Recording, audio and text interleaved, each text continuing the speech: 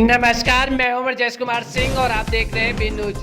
देवरिया बुधवार की सुबह अचानक आई आंधी पानी से जहां पेड़ और टहनियां विद्युत पोल और तार पर गिर गए, जिससे आपूर्ति ठप हो गई। वहीं मूसलाधार बारिश से सरकारी कार्यालय परिसर तथा अन्य क्षेत्रों में जल जमाव हो गया। इससे नगर पालिका की सफाई व्यवस्था की पोल खुल गई। शहर से लेकर ग्राम क्षेत्र में बिजली को लेकर हाहाकार मचा रहा।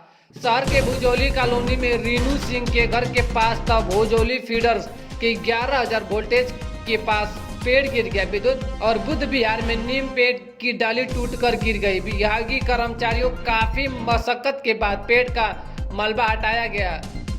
तब जाकर आपूर्ति बहाल। स्टेशन परिसर में जफर काटने से कई मोहल्लों की आपूर्ति ठप रही। कर्मचारियों ने प्रयास कर किसी तरह दोपहर बाद आपूर्ति बहाल किया।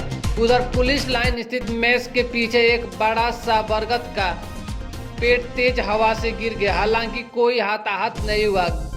ग्रामीण क्षेत्र में भी कई स्थानों पर पेड़ गिरने से आपूर्ति बाधित रही और अभियंता अमित प्रताप सिंह ने बताया कि पेड़ का मलबा हटाकर आपूर्ति बहाल कर दी गई है।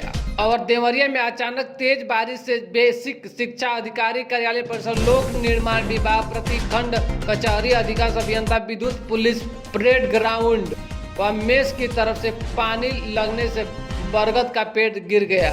बस स्टेशन परिसर और भटवलिया स्थित वर्कशॉप परिसर में भी पानी भर गया। 1 से 1.5 घंटे की बारिश में शहर के सभी नाले ओवरफ्लो हो गए। बारिश के बंद होने के बाद धीरे धीरे जल जमाव समाप्त हुआ। और इसी तरह के खबर देखने के लिए इस बी न्यूज चैनल को सब्सक्राइब करिए। वीडियो अच्छी लगती है तो लाइक करिए। मिलते हैं फिर एक नई खबर और नई जानकारी के साथ। तब तक के लिए नमस्कार, जय हिंद।